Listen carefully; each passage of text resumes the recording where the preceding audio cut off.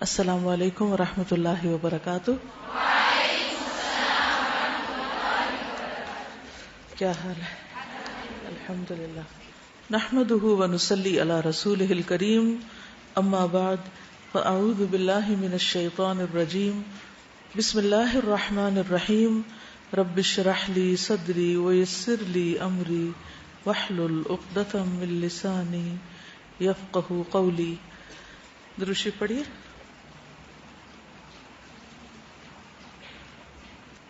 حدیث نمبر 94 عن ابی ہریرہ ان رسول اللہ صلی اللہ علیہ وسلم قال حجبت النار بالشہوات وحجبت الجنۃ بالمکارہ، رواہ البخاری کتاب الرقاق۔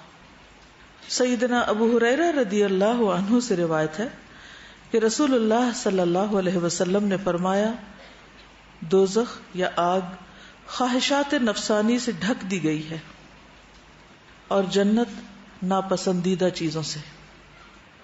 عن ابی ہریرہ ان رسول اللہ صلی اللہ علیہ وسلم قال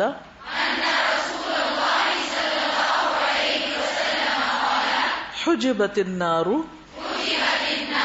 بالشہوات وحجبت الجنۃ بالمکارہ، حجبت النار بالشہوات وحجبت الجنۃ بالمکارہ، رواہ البخاری کتاب الرقاق۔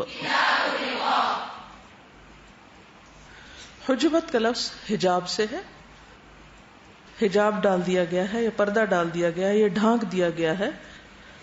النار آگ کو، بالشہوات شہوات خواہشات کے ساتھ، نفسانی خواہشات کے ساتھ، یعنی آگ چھپی ہوئی ہے جس کے اوپر خواہشات کا پردہ ہے۔ تو خواہشات وہ چیزیں ہیں جن کی طرف انسانی نفس رغبت کرتا ہے۔ اس کے برعکس جنت، حجبت الجنت، جنت بھی ڈھکی ہوئی، اس پر بھی ایک پردہ ہے، لیکن وہ کس چیز کا ہے؟ بالمکارہ، ناپسندیدہ چیزوں کا، جن کو ہمارا نفس کرنا نہیں چاہتا یا جو ہمیں مشکل لگتی ہے۔ تو اس کا معنی کیا ہے؟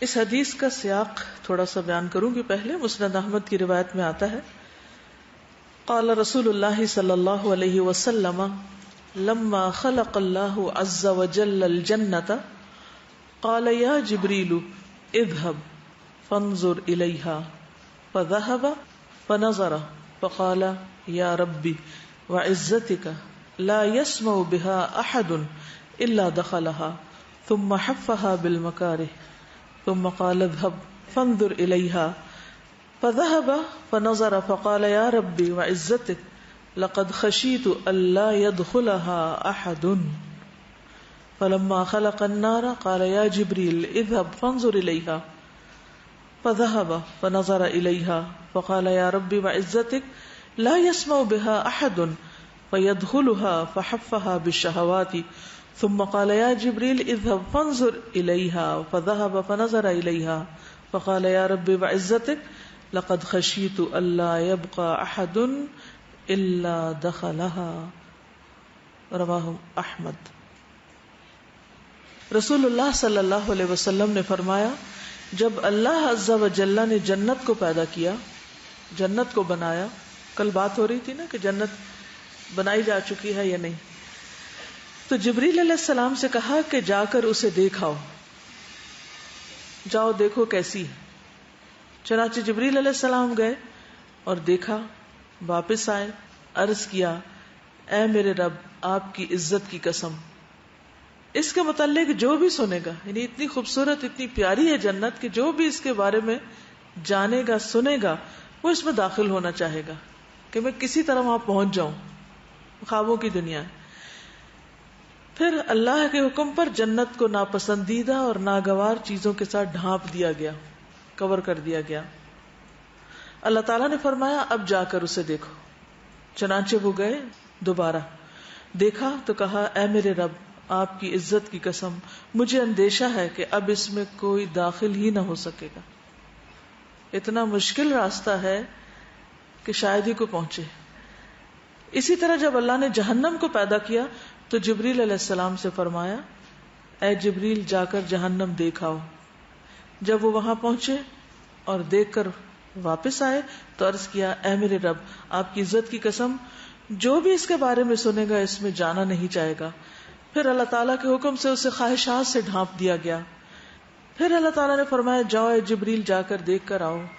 جبریل گئے, دیکھا, واپس آئے, کہا اے میرے رب آپ کی عزت کی قسم مجھے اندیشہ ہے اب کوئی اس سے بچ نہ سکے گا. پچھلی حدیث میں ہم نے پڑھا کہ جنت جوتی کے تسمے سے بھی زیادہ قریب ہے, جہنم بھی اتنی ہی قریب ہے, بس بیچ میں ایک رکاوٹ ہے. اس رکاوٹ کو جو پار کر جائے تو وہ اس تک پہنچ جائے گا. بعض اوقات ایسا ہوتا ہے نا کہ انسان کسی راستے پہ چل رہا ہوتا ہے اور وہ اس پر قدم رکھتا چلا جاتا ہے یہ سوچ کر کہ یہ سالڈ زمین ہے یا اچھا راستہ ہے, لیکن اس میں ایک ایسا گہرا کھڈ ہوتا ہے کہ جس سے اس کی نگاہیں جو ہیں وہ دھوکا کھا جاتی ہیں, اور چونکہ اس کے اوپر مثلا گھاس ہے یا کچھ اور ایسی چیز ہے تو وہ اچانک پاؤں رکھ دیتا ہے اور اس گڑھے میں جا پڑتا ہے. اور اسی طرح بعض اوقات انسان ایک ایسی چیز کو دیکھتا ہے کہ جو بظاہر مشکل راستہ نظر آتا ہے تو انسان اس سے کیا کرتا ہے, راستہ بدل دیتا ہے, آسانی تلاش کرتا ہے, شارٹ کٹ لینے کی کوشش کرتا ہے, کسی اور راستے سے جانے کی طلب رکھتا ہے. لیکن وہ یہ بھول جاتا ہے کہ اسی مشکل کے اندر ایک بہت بڑی راحت چھپی ہوئی تھی, ایک بہت بڑی نعمت بھی تھی. تو جنت اور جہنم دونوں ہی چھپے ہوئے ہیں, ہم نے دیکھے نہیں, لیکن ان میں داخل ہونے کے لیے کچھ رکاوٹیں, جنت میں داخل ہونے کے لیے کچھ رکاوٹیں, اور جہنم میں جانے یا جہنم کا راستہ جو ہے اس کے اوپر کچھ خواہشات کا پردہ ہے جن سے باز آنا, جن سے بچنا بے حد ضروری ہے, ورنہ وہ اپنے اندر ایسے الجھائیں گی کہ انسان کو اسی میں پھانس کے اندر گرا دیں گے. اصل بات یہ ہے کہ انسانوں کے لیے خواہشات کی جو محبت ہے, شہوات کی, وہ بہت مزین کر دی گئی ہے, بہت خوبصورت بنا دی گئی. قرآن مجید میں آتا ہے نا زین للناس حب الشہوات من النساء والبنین والقناطیر المقنطرة من الذهب والفضة والخیل المسومة والانعام والحرث ذلك متاع الحیاة الدنیا واللہ عنده حسن المآب. آل عمران 14. لوگوں کے لیے نفسانی خواہشات کی محبت مزین کر دی گئی. اتنی اٹریکشن ہے ان چیزوں میں کہ ان سے بچنا بہت ہی مشکل ہو گیا ہے, جس میں عورتیں, بیٹے, سونے اور چاندی کے جمع کیے ہوئے خزانے, نشان لگے ہوئے گھوڑے, مویشی, کھیتی, لیکن یہ سب دنیا کی زندگی کا سامان ہے, اور اللہ ہی ہے جس کے پاس بہترین ٹھکانہ ہے.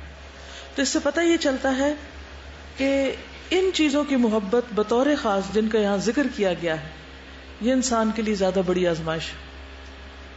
اس میں نمبر 1 عورتوں کا فتنہ ہے, خصوصاً مردوں کے لیے. عورت ایک بہت بڑی اٹریکشن کی چیز ہے, بہت بڑا فتنہ ہے, اور اس تک پہنچنے کے لیے بعض اوقات وہ بہت بڑی بڑی اللہ کی قائم کردہ حدود جو ہیں وہ پار کر جاتے ہیں یا ان کو توڑ دیتے ہیں. اور اس کے بعد یہ ہے کہ ایک عورت حاصل ہو گئی, چلے نکاح بھی کر لیا, اگلا کیا ہے, بیٹے, اولاد.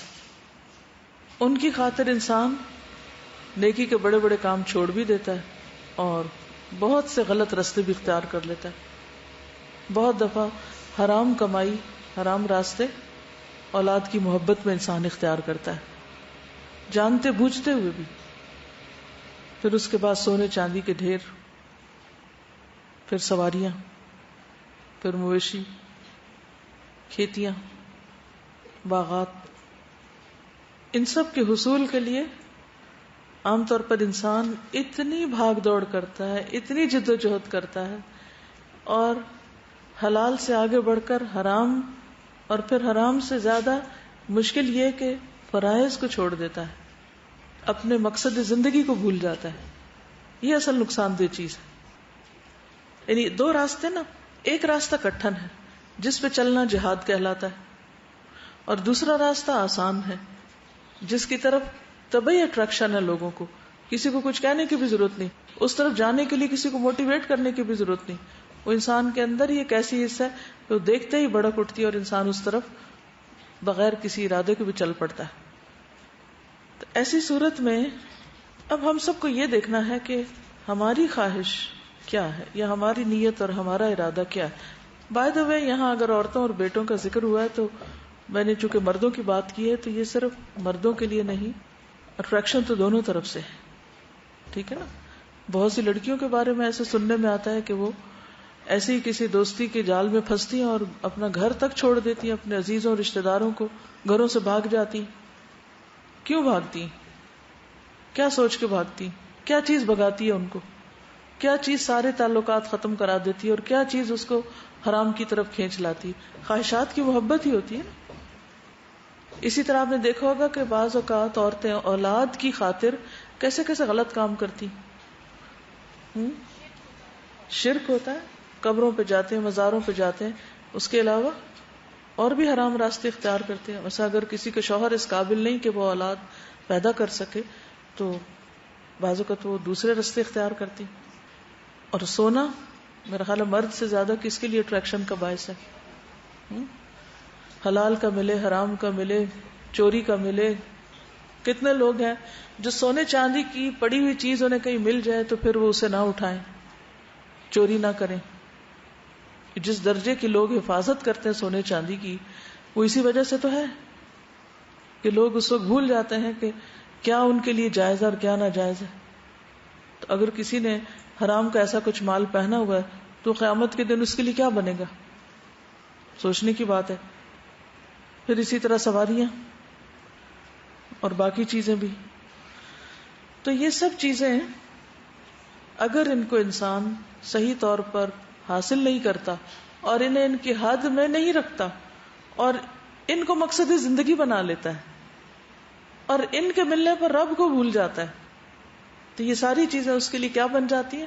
فتنہ، جنت کے راستے کی رکاوٹ. یہ چیزیں ہمیشہ سے انسان کے لیے فتنے کا باعث رہی ہیں.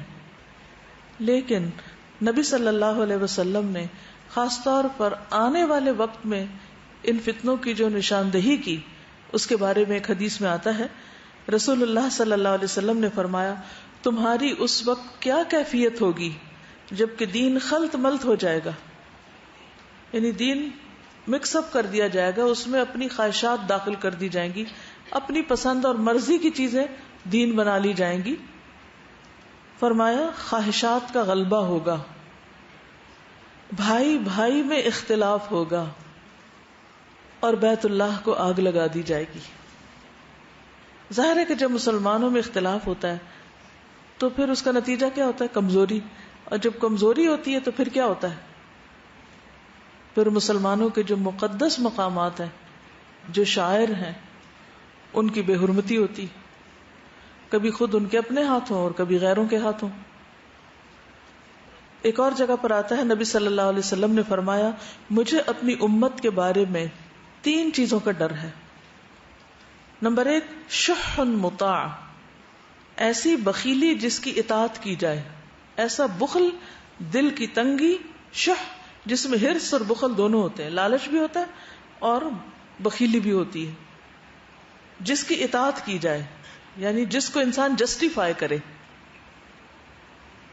یعنی دلوں کی تنگی جس کو جسٹیفائی کرے کہ ہر چیز اپنے لیے چاہے. اکثر آپ اگر غور کریں لوگوں کی گفتگو پر تو وہ ان کی اپنی ذات کے بارے میں ہوتی، اپنے بارے میں بہت سوچتے ہیں، اپنی باتیں بہت کرتے ہیں، اپنا ذکر بہت کرنا چاہتے ہیں. یعنی بہت سے لوگوں کا ہم و غم صرف اپنی ذات، اپنا نفس، اپنی خواہش، اپنی ضرورت، اپنا فائدہ، اور حد درجے میں بڑا ہوا، کبھی مثبت انداز میں کبھی منفی انداز میں، دونوں طرح فکر اپنی ہے.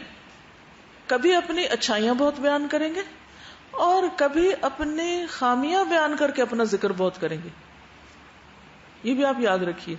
یعنی نفس کے ایسے ایسے دھوکے ہوتے ہیں کہ لوگ اپنے آپ کو منوانے کے لیے بعض اوقات اپنے بارے میں الٹی باتیں شروع کر دیں گے.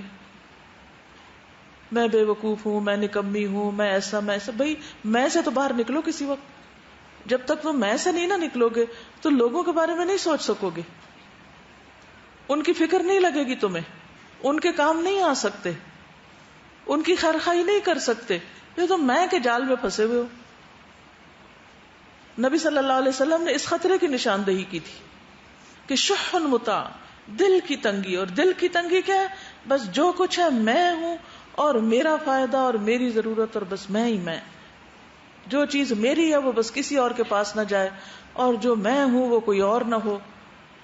تو یہ چیز دین کو سخت نقصان پہنچاتی. ہم سب اپنے رویوں پر غور کریں اور اپنی ان عادتوں کو دیکھیں. ذرا سے کوئی بات کر دے تو ہمارا موڈ آف ہو جاتا ہے. ذرا سا ہم دیکھیں کہ ہمارے مفاد کو کہیں زد پہنچنے لگتی ہے تو ہم مقصد ہی بھول جاتے ہیں، زندگی کا مقصد بھول جاتے ہیں.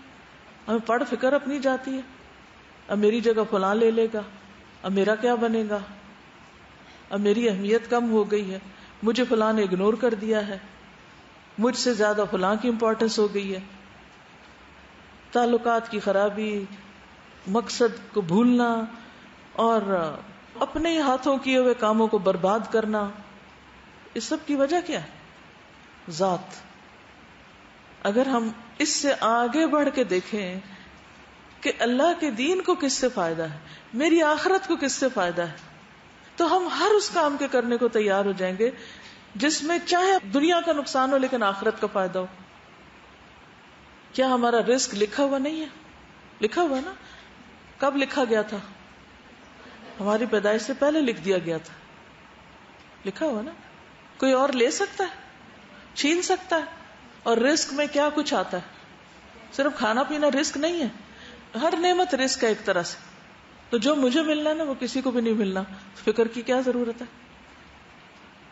پھر اس کے بعد دوسری چیز جس سے نبی صلی اللہ علیہ وسلم نے خبردار کیا وہ ہے خواہش نفس جس کی پیروی کی جائے. بس دل میں خیال آ گیا اب یہی کر کے چھوڑنا ہے، چاہے اس کی ضرورت ہے یا نہیں، بس دل میں خواہش پیدا ہو گئی، شوق آ گیا، اب دل یہ چاہتا ہے. ہمارے سامنے کوئی بھوکا بیٹھا رہے ہم اسے کھانا نہیں پوچھیں گے، لیکن جس کو کھلانے کا شوق ہے چاہے وہ 1000 میل دور ہو اس کے ساتھ ساری بھلائی کریں گے. تو جب اللہ کا خوف اور تقوی ہوگا نا تو پھر ہماری آنکھیں مساکین کو دیکھ لیں گی. اس دن کسی نے سوال کیا تھا نا کہ اگر کوئی ہمارے آس پاس مسکین نہ ہو تو پھر کیا کریں؟ تو بات یہ ہو سکتا ہے آپ کے دائیں جانب مسکین بیٹھا ہوا ہو اور آپ کو نہ پتا ہو.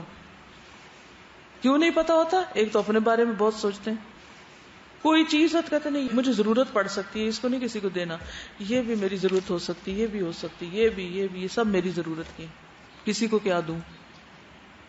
مسکین کہاں سے نظر آئے؟ ہو سکتا ہے اس کی مجھ سے زیادہ کسی اور کو ضرورت ہو، وہ زیادہ فائدہ اٹھائے. تو شیئرنگ، بانٹنا، دینا، دل کھولنا، ہاتھ کھولنا، وہ کانسیپٹ ہی نہیں ہے. بچپن سے سکھایا یہی جاتا ہے خبردار کسی کو نہ دینا کچھ.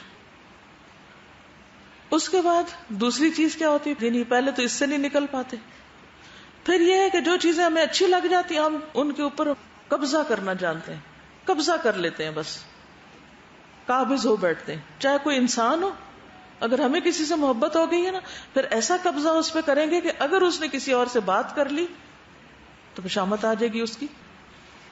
اگر ہم سے زیادہ کسی اور کو اس نے اہمیت دے دی جس کو وہ دوسرا ڈیزرو کرتا ہے اپنی قابلیت کی بنا پر، ہم اس پہ ناراض ہو جائیں گے. ہماری نہ مٹھی کھلتی ہے نہ دل کی گرہ کھلتی ہے. پھر ہم کیا کرتے ہیں؟ جو ہمارے پاس ہے وہ تو ہے ہی، اگر کسی اور کے پاس ہے اور وہ ہمیں اچھا لگ گیا تو وہ اس کے پاس کیوں، ہمارے پاس آ جانا چاہیے. اس کو کیوں ملا، ہمیں مل جانا چاہیے. اور اس وقت تک چین سے نہیں بیٹھیں گے جب تک وہ مجھے نہ مل جائے. یہ کہاں سے کہ آپ ہی اس کے زیادہ حقدار ہیں، کوئی اور نہیں؟ یہ اللہ کی تقسیم ہے، جس کو چاہے دے. اسی سے تو پھر حسد ہوتا ہے، اسی سے بغض ہوتا ہے. کسی کی خوبی کا اعتراف کرنا، کسی کے اندر اگر ہم سے زیادہ کوئی قابلیت ہے اس کو مان جانا، یہ ہم نے سیکھا ہی نہیں. نقصان کس چیز کا ہوتا ہے؟ جب ہم کسی کے اندر کوئی قابلیت دیکھ کے اس کو انکریج کرتے ہیں، آگے بڑھاتے ہیں، اور وہ آگے بڑھ جائے، تو اس کے آگے بڑھنے سے سارا اجر کس کو ملے گا؟ لیکن اس صورت میں ملے گا جب ہم کھلے دل سے وہ کام کریں گے اللہ کی خاطر کے نہیں. ہاں؟ اس میں آپ کو مثال یاد ہے کہ حضرت ابو بکر کے بارے میں جو آتا ہے نا کہ انہوں نے جو حضرت عمر کا نام دے کے، یعنی خلیفہ جو ان کو مقرر کیا تھا، تو حضرت ابو بکر نے خود تو جو کیا 2 سال میں، لیکن حضرت عمر نے جو آئندہ 10 سال میں کیا، اس سارے کا اجر بھی کس کو جائے گا؟ ابو بکر کو، ان کے اس رائٹ ڈیسیژن کی وجہ سے. اس سے اسلام پھیلا تھا، اس سے مسلمانوں کو عزت اور ترقی ملی تھی، ان فیصلوں کی وجہ سے، کیونکہ ان کا یہ یقین تھا کہ اگر ہم کسی کو کسی کام کے لیے نامینیٹ کریں گے، نامزد کریں گے، خود اپنے ہاتھوں دیں گے اس کام کو کسی کو، تو سارا اجر تو ہمیں ملے گا. بہت سے لوگ کام ڈیلیگیٹ نہیں کرتے، نہ خود کرتے نہ کسی اور کو دیتے ہیں. نتیجہ کیا ہوتا ہے؟ سال ہر سال کام نہیں ہوتے، کیونکہ وہ شح اور بخل اور صرف محدود فائدوں کو دیکھنا، اس سے آگے بڑا فائدہ دیکھنا نصیب ہی نہیں، نظر ہی نہیں آتا. اچھا، اس کا نتیجہ کیا ہوتا ہے؟ کیا نتیجہ ہوتا ہے؟ ایک تو ان لوگوں کا نقصان ہوتا ہے جن کو وہ فیض پہنچنا چاہیے تھا. دوسرا کیا ہوتا ہے؟ دین نہیں پھیلتا، دین آگے نہیں بڑھتا اگر وہ دین سے متعلق ہے. اور اگر وہ دنیا سے متعلق ہے، مثلا اگر آپ کے پاس اچھی نسل کے بیج ہیں اور آپ نہیں دے رہے کسی کو، تو کیا ہوگا؟ وہ پورا ماحول تو ویسا نہیں ہوگا کہ وہ پلٹ کے واپس آپ تک خیر لوٹے. تو یہ جو خواہش پرستی ہے کہ خواہش نفس جس کی پیروی کی جائے، کہ خواہش نفس یہی ہے کہ دنیا کی اٹریکشن کی جس چیز پہ دل آ جائے نا، بس یہ کپڑا میرے پاس ہونا چاہیے، ایسا زیور ہونا چاہیے، ایسا گھر ہونا چاہیے، ایسی گاڑی ہونی چاہیے، ایسی فلاں، پھر ساری توجہ ادھر لگ جاتی. اس کے نتیجے میں کیا کیا اگنور ہوتا ہے، ذرا اس کی تو لسٹ بنائیں. کون کون سے فرائض جاتے ہیں، کون کون سے جنت کمانے کے جو دروازے ہیں وہ بند ہو جاتے ہیں. شروع کہاں سے ہوا؟ اسی سے جس کے بارے میں نبی صلی اللہ علیہ وسلم کو سب سے زیادہ ڈر تھا.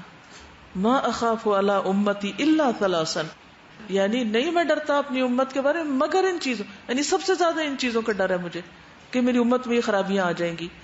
اور تیسری چیز، وہ امام ضلال، گمراہ امام، ایسے لوگ جو خود بھٹکے ہوئے اور دوسروں کو بھٹکاتے ہیں اور لوگوں کو غلط رستوں پہ لگا دیتے ہیں. عوام تو کل انعام ہوتے ہیں، ان کو اتنی سمجھ نہیں ہوتی کس کی پیروی کرنی اور کس کی نہیں کرنی.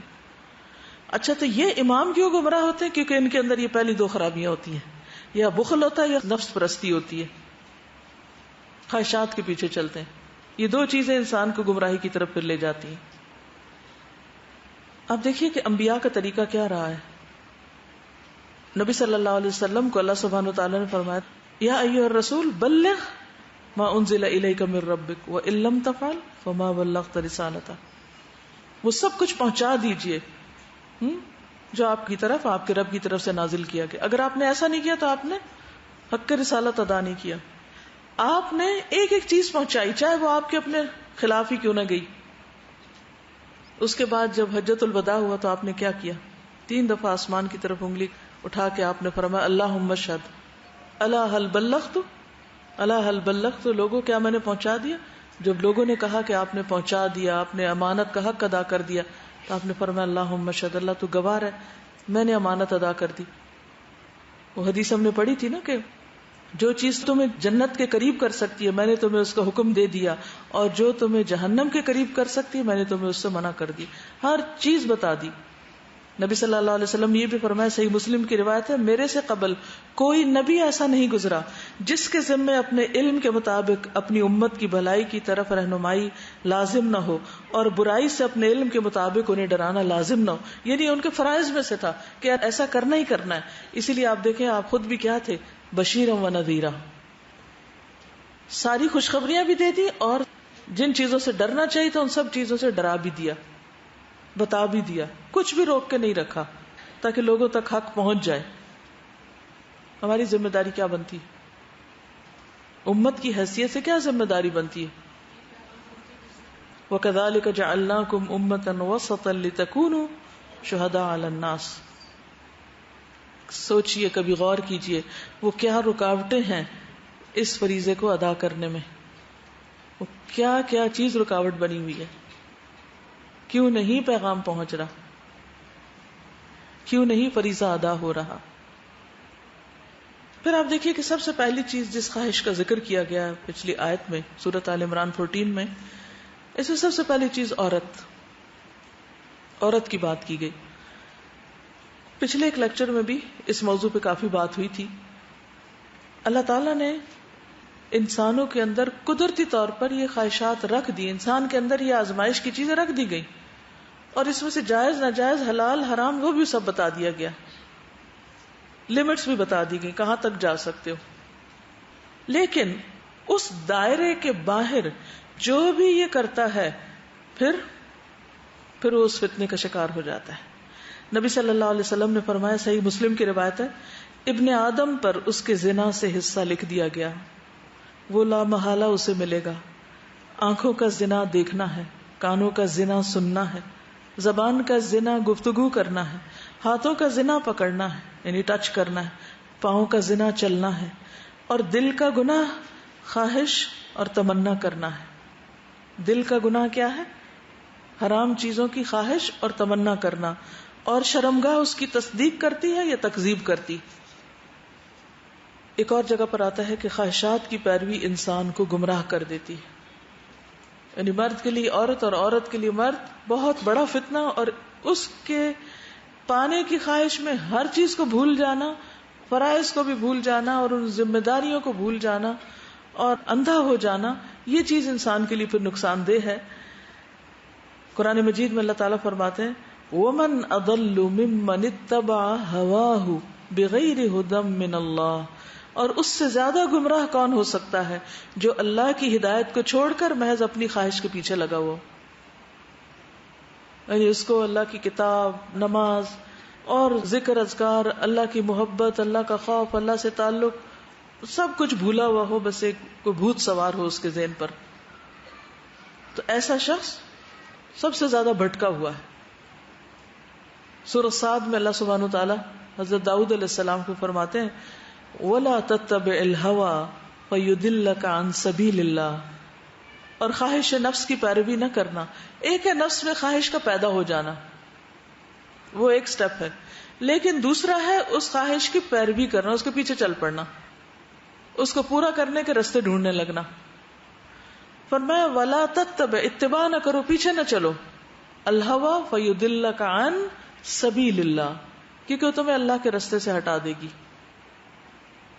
یعنی اصل خرابی، اصل مشکل کیا ہے؟ جب انسان خواہشات کے پیچھے لگ کر اللہ کا راستہ بھولتا ہے، اللہ تعالیٰ سے دور ہو جاتا ہے.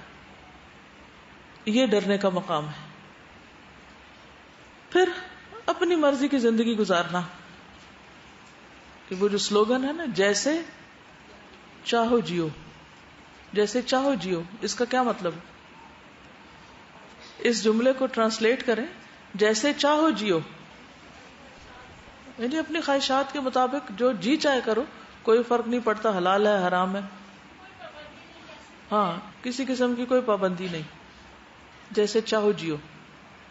اس کے بارے میں اسلام کیا کہتا ہے؟ نبی صلی اللہ علیہ وسلم نے فرمایا مجھے تمہارے متعلق ان گمراہ کن خواہشات سے سب سے زیادہ اندیشہ ہے جن کا تعلق پیٹ اور شرمگاہ سے ہوتا ہے. سب سے زیادہ ان خواہشات کے متعلق اندیشہ ہے، اور اپنی مرضی پر چلنے کی گمراہی کا بھی اندیشہ ہے. اپنی مرضی پر چلنے کی مضلات الہوا، یعنی خواہشات کی جو دلالتیں ہیں ان کے بارے میں بھی ڈرتا ہوں، کیونکہ وہ انسان کو پھر اللہ کو بھلوا کے اور طرف لے جاتی. اور ہوا کیا چیز ہوتی؟ یعنی کسی بھی چیز کی خواہش، عربی میں جو لفظ ہوا ہے، اور پھر شح، اس کا معنی کیا ہے؟ یعنی کسی بھی چیز کی شدید خواہش کہ بس کسی بھی قیمت پہ حاصل کر لو، حلال ہے حرام ہے جائز ہے ناجائز ہے، بس مل جائے وہ چیز. نبی صلی اللہ علیہ وسلم نے فرمایا اتقوا الشح، شح سے بچو، کیونکہ شح نے تم سے پہلی قوموں کو ہلاک کر دیا تھا، اور اسی شح نے انہیں آپس میں خون ریزی اور محرمات کو حلال سمجھنے پر آمادہ کیا. یعنی یہ خواہش نفس اتنی بری چیز ہے، یعنی حرام کی خواہش، کہ پھر اس کو حرام کو بھی وہ حلال کر لیتا ہے. اب دیکھیے کہ بہت سی جگہیں ایسی ہیں کہ جہاں ان خواہشات کی پیروی کی وجہ سے ماں بہن بیٹی کے درمیان بھی تمیز نہیں رہی. جن لوگوں کا تو کوئی عقیدہ نہیں، کوئی ایمان نہیں، کوئی دین نہیں، کوئی اسلام نہیں، کچھ نہیں، وہ تو ٹھیک ہے جیسے چاہیں جیئیں، اگرچہ اجازت ان کو بھی نہیں، لیکن وہ تو لا علم ہے. کیا کہیں گے آپ ان لوگوں کا جو اپنے آپ کو مسلمان کہتے ہیں اور پھر یہ کام کر رہے ہیں؟ آپ جائیے ذرا پوچھئے ان تنظیموں سے جو خود مسلمانوں کے بیچ میں کام کر رہی ہیں، ان خواتین کے حقوق کے لیے جن کو اپنے محرم مردوں سے اپنی عزت کا خطرہ ہے، ان کو اپنے گھر کے اندر تھریٹس ہیں. وہ باپ سے محفوظ نہیں، وہ بھائی سے محفوظ نہیں، وہ ماموں سے محفوظ نہیں، وہ چچا سے محفوظ نہیں، وہ سسر سے محفوظ نہیں. ایسے لوگوں سے تو جانور تک محفوظ نہیں، مردے محفوظ نہیں. کہاں تک جائیں گے آپ؟ تو نبی صلی اللہ علیہ وسلم کی یہ بات 100% درست ہے کہ مجھے تمہارے متعلق ان گمراہ کن خواہشات سے سب سے زیادہ اندیشہ ہے جن کا تعلق پیٹ اور شرمگاہ سے ہے، اور اپنی مرضی پہ چلنے کی گمراہی کا بھی اندیشہ ہے. اور یہ شدید ہرس جو کسی بھی چیز کی پیدا ہو جاتی ہے، شح یعنی ہوا اور شح ساتھ ساتھ ہوتے ہیں، یا آپ نے ذکر بھی اکٹھے ہی کیا ان کا. اس نے لوگوں کے خون بہائے اور حرام کو حلال کروایا. انہوں نے اس کو حلال کر لیا، اپنے لیے جائز کر لیا. پھر آپ دیکھیں کہ جو ہومو سیکشولز ہیں اس کو اب کس طرح لیگلائز کروایا جا رہا ہے، اور اس کو بہت نیچرل بتایا جا رہا ہے، اور بہت سی اور اس قسم کی خرافات کہ ایک چیز فطرت بھی جس کا انکار کرتی ہے اس کو قانونی شکل دے دی جائے. حیرت کی بات ہے نا. اب اس کا نتیجہ کیا ہوتا ہے؟ جب انسان خواہش کے پیچھے چلتا ہے نا تو سب سے پہلے اللہ کے حق میں کمی کرتا ہے، اور اس کے ساتھ ساتھ پھر یہ کہ اپنے فرائض سے غافل ہوتا ہے. فرائض میں سب سے پہلے نماز آتی. نماز سے غفلت وہ کیسے ہوتی ہے؟ قرآن مجید میں آتا ہے سورۃ مریم 59 میں، فخلف من بعدهم خلف اضاعوا الصلاة واتبعوا الشهوات فسوف يلقون غیا. پھر ان کے بعد ان کی نالائق اولاد ان کی جانشین بنی جنہوں نے نماز کو ضائع کر دیا اور اپنی خواہشات کے پیچھے لگ گئے، اور جہنم کے گڑھے میں وہ جا پڑیں گے. یعنی والدین نیک تھے، لیکن انہی کی اولادوں میں ایسے لوگ پیدا ہو گئے کہ جنہوں نے سب سے پہلے کیا کیا؟ نماز ضائع کی. اور نماز ضائع کرنے کی بھی وجہ کیا ہوتی ہے؟ دراصل خواہشات کے پیچھے لگ جانا. تو ایسے لوگوں کا انجام بھی واضح بتا دیا گیا کہ ڈزنٹ میٹر تم کس کی اولاد ہو، اس سے کوئی فرق نہیں پڑتا کہ تمہارا باپ یا ماں کتنی نیک تھی یا نیک تھا. اگر تم نے خواہشات کے پیچھے لگ کے نماز ضائع کی تو انجام یہی ہوگا.